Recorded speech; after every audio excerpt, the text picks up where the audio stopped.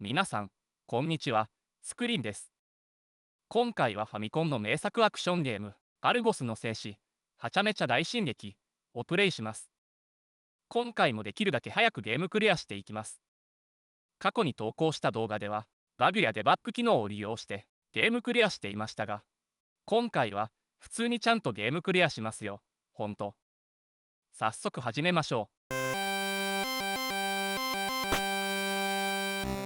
まずは序盤ですが、ほとんどの敵を倒さず無視します。このゲームの成長システムは独特で、腕力、胸力というパラメータが敵を倒すたびに少しずつ上昇しますが、なんとこの亀は倒しても全く成長しません。倒すだけ時間の無駄です。亀に混じって現れるダンゴムシも胸力が1上がるだけで腕力は上がりません。無視です。虫だけに無視です。今のように踏んで段差を飛び越えるときはとても役立ちます。今のここ、実はジャンプして穴を飛び越えられます。子供の頃、このことに気づきませんでした。ここに現れる二足歩行のトカゲは硬い割に倒しても腕力、胸力とも1しか上がらないので、やはり無視です。この辺りは敵が多いので立ち止まってでも確実に避けていきましょう。無理は禁物です。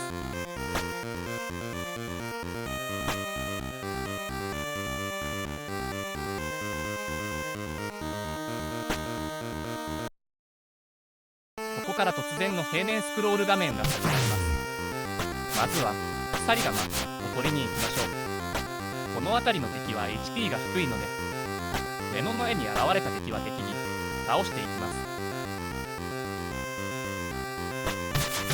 おっと、ダメージを受けてしまいました。しかしご安心ください。作戦のうちです。理由はすぐにわかります。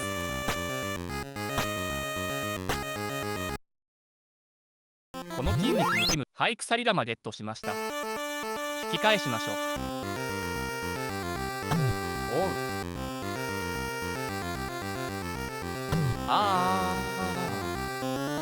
ゲームオーバーになってしまいました。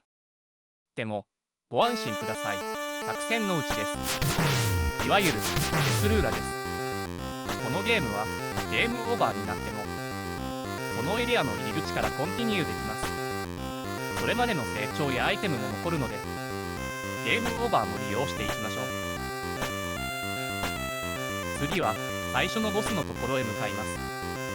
このゲルロゼオはワールドマップ的な場所で、ここを通じていろいろな場所へ向かうのです。再び横スクロール画面に戻ってきました。この両手を広げて迫ってくるモヒカンはトカゲも硬くて倒しにくいのでしばらく無視します。ここで先ほど手に入れた鎖玉を使います。鎖玉は足場に引っ掛けてロープがないところでも行けるようになるアイテムです。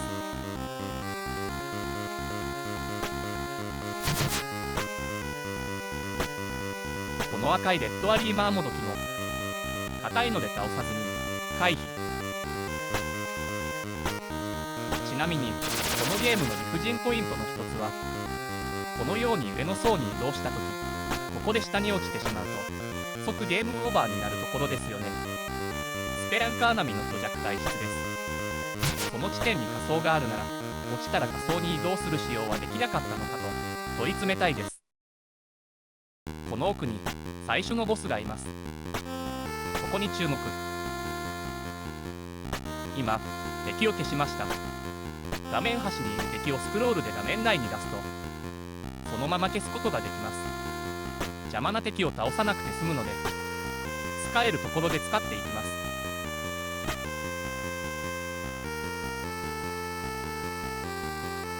もう一度。こんな感じです。赤いゴマちゃんは消していきましょう。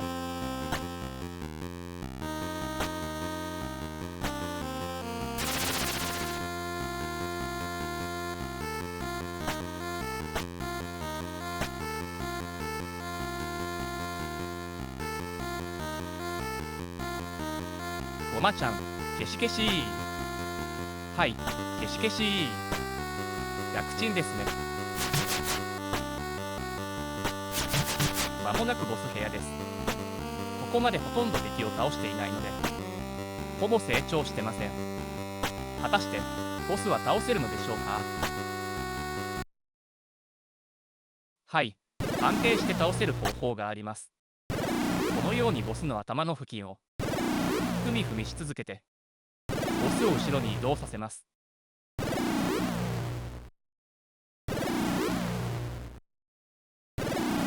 プルプルし始めてもしばらくはふみふみします。ふみふみふみふみふみふみふみふみふみふみふみふみふみふみふみふみふみふみ。はい、完全に動きが止まりました。こうなったらもう安全です。後ろからバシバシ叩きつけてやりましょう。ただ主人公が成長していないため倒すまで1分くらいはかかります。正直めんどくさいです。もう少し早く倒したい場合はここまでの道中で出現する敵をなるべく立ち止まらないように倒してボス直前までに腕力を56まで正攻法でボスと戦えばもっと早く倒せます。私の場合ボスを倒すのが安定しなかったのでこの方法を採用しました。ただ頭踏み踏み作戦も少しコツがいるので軽く練習は必要です。どっちみちめんどくさいです。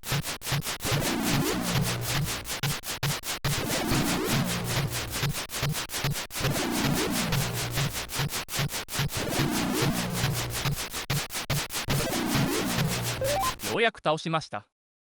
ここにははい、無事風の滑車をゲットです。早速風の滑車を使ってみましょ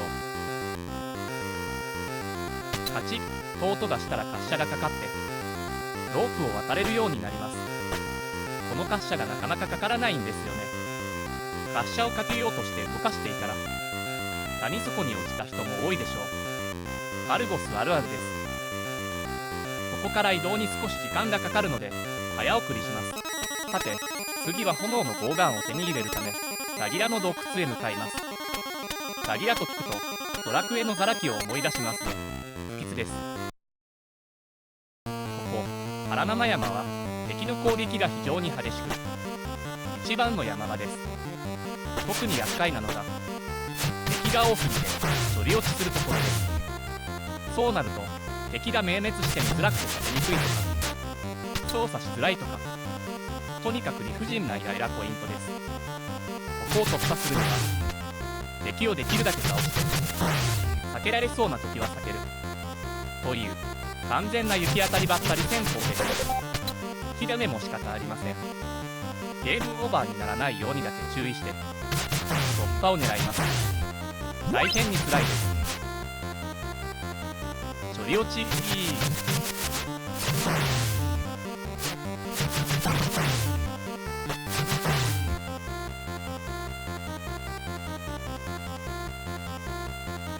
うわー危ない。わーいテルチラー。今回は運がよく火ダメ少なめで突破できました。さてここがザラキの洞窟。ここで若稼ぎはしないのでまた敵虫先行です。虫だけに虫です。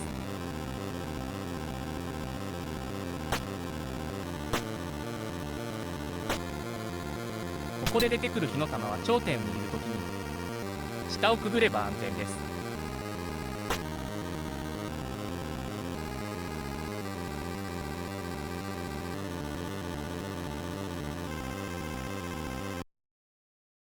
ここでまた表に出ました。赤い夕日が眩しいぜ。話は脱線しますがアルゴスの戦士って音楽がいいですよね。ここで流れる BGM 私好きなんですが流れるタイミングが少なくて寂しいです。このゲームをプレイする前に海外 RTA 勢の動画をいろいろ見たのですがこのゲームに限っては BGM を鼻歌で歌いながらゲームプレイしている人が多かったです。いい音楽は万国共通なんですね。素晴らしいことです。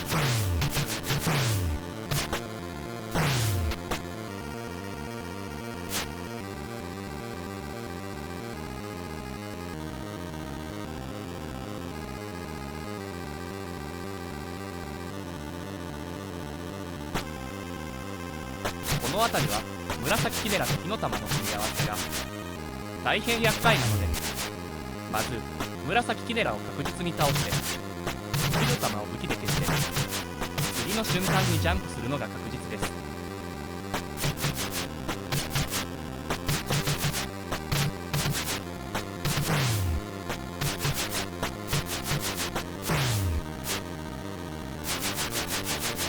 今だこんな感じです。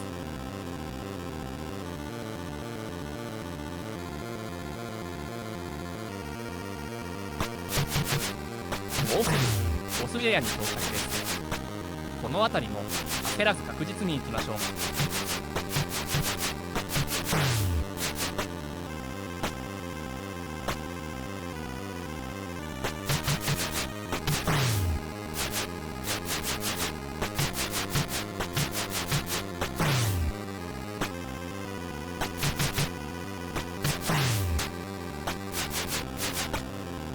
到着。ボスのサラキさんです。実はこのボスからダメージを受けることはありません。こうやってしゃがんでいるだけでパンチです。その上こちらからの攻撃は当たります。圧倒的一方的です。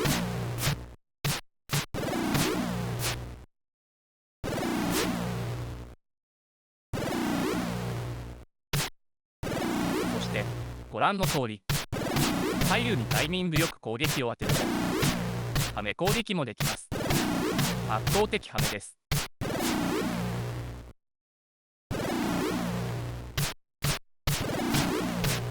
倒しました。ここには幽閉された2人。やりました。炎のボウガンをゲットです。次はインドラの鎧を入手するためドラゴの神殿へ向かいます。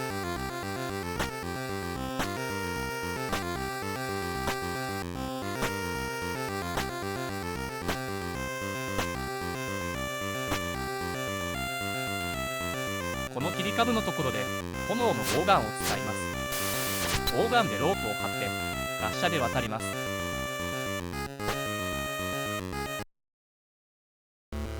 ということでドラゴの神殿にやってきました。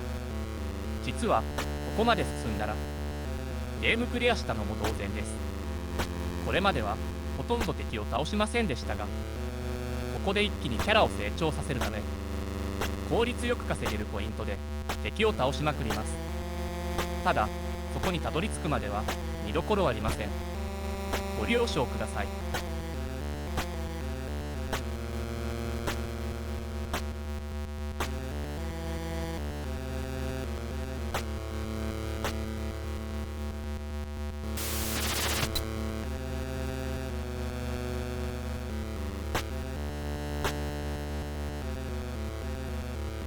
この四つん這いの鬼のような、どう見てもお尻丸出しですよね。子供の頃にプレイした時はこんなところに変態がいるぞと思っていました。一体何者なんでしょうか。謎です。アルゴスの謎です。さあ稼ぎポイントに到着です。ここでお尻丸出し鬼を倒しまくります。このお尻丸出し鬼を1体倒すと腕力、胸力と15程度アップします。その上このように上下にスクロールを繰り返すと4回の丸出し分を一気にホップさせて一気に倒すことができます。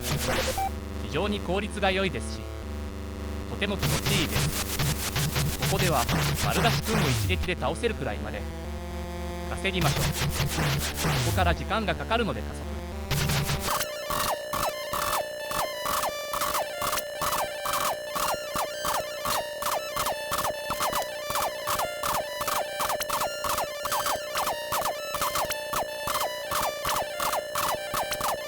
ようやく稼ぎが終わりました。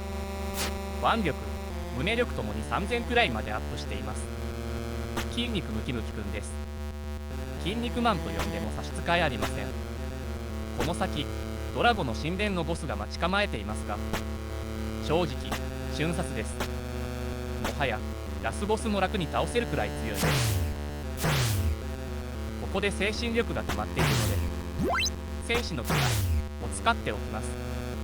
これは画面内全ての敵にダメージを与える技ですが、ボスにも効きます。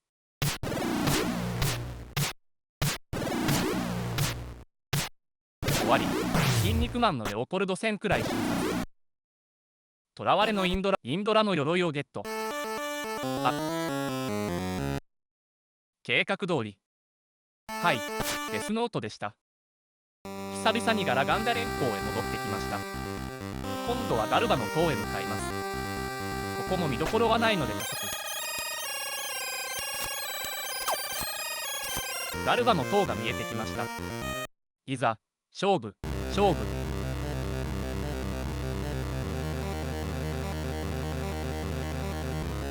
こに出てくるカタツムリは最初のボスベルガトーに攻撃をしてきますが、被弾さえしなければすぐ倒せます。丸出し組んで鍛えたムキムキ君は強すぎます。このカタツムリは無視できます。踏みつけてする。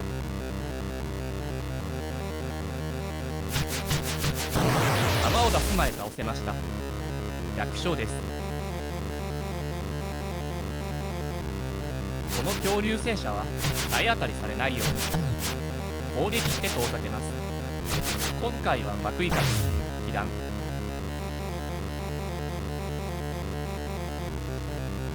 塔のボスデスピゴです。しかし筋肉ムキムキという敵ではありません。ご利用しです。ということでペルサスの笛をゲット。今誰かいましたっけ。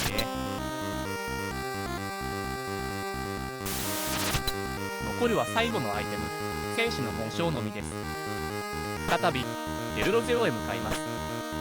しばらく見どころはないのでまた加速。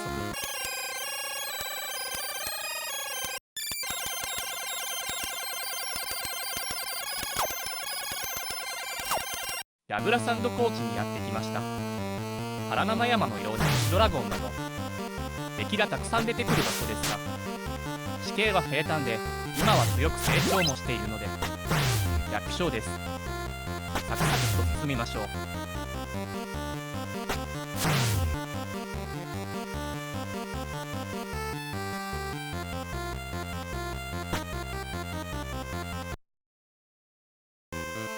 天空の島ガルピウスにやってきました。ここも道順さえ覚えれば危ないところはないです。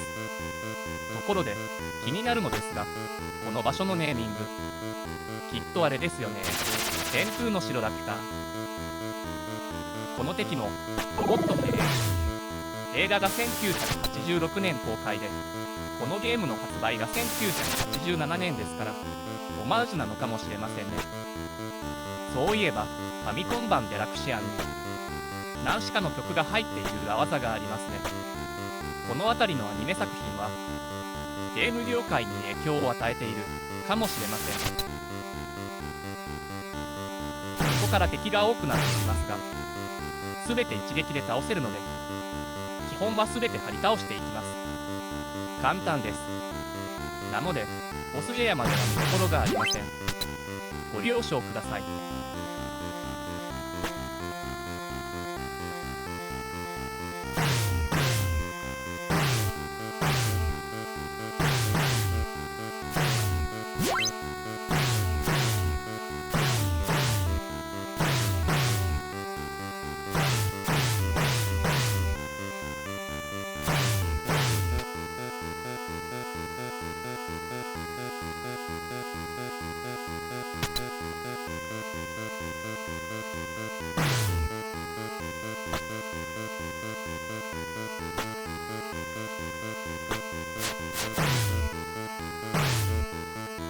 まもなくボス部屋です。突撃。ボスベルザーです。なぜかずっと左を向いていますが、右側か叩きましょう。バルス聖地の紋章いただき、すべてのアイテムが揃いました。これでラスダンへ飛ぶようになります。それではラスダンの入り口のあるドルセニア渓谷へ向かいましょう。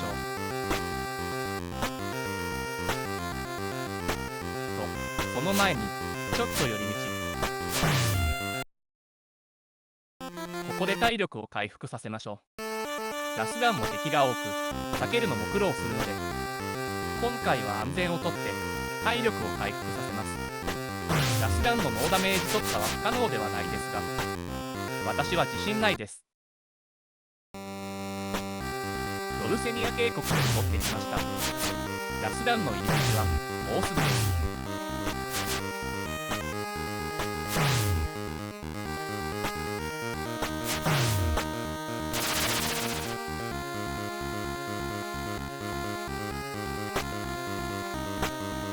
ここで鎖玉を使い登っていきます。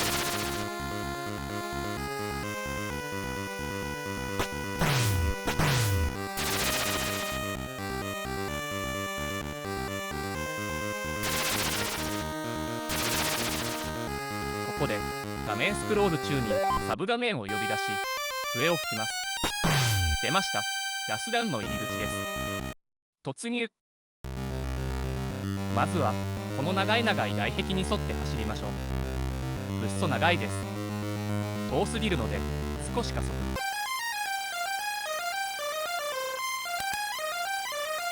ようやく中に入れる場所に到着しました。今度こそ突入。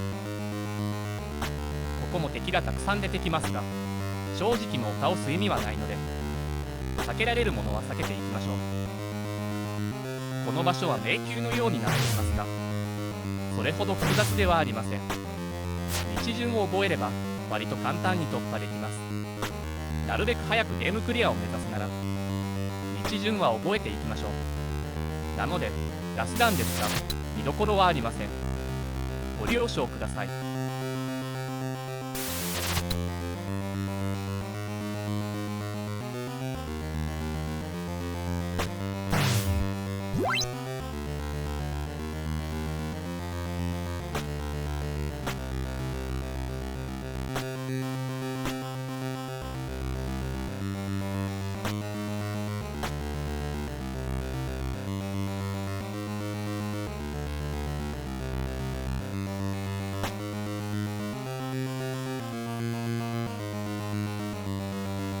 ここに影のお尻丸出し君が現れます。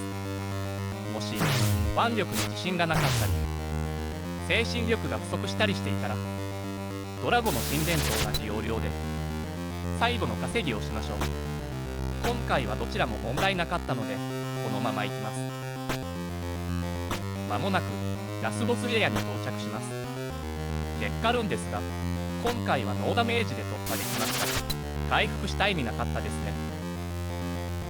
ラスボス前に戦士の気合を使い、いざラスボス戦。戦士の気合で効率よくダメージを出すディスカウマーが戻ってくるので次の攻撃を繰り出しましょう。その方が多くダメージが入る獣王ライガーを倒しました。説明する時間もありませんでした。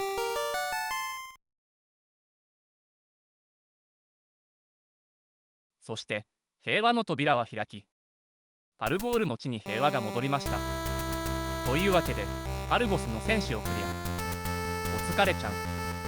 今回は正確にタイマーで計測していませんが、動画で計測すると27分30秒25くらいでした。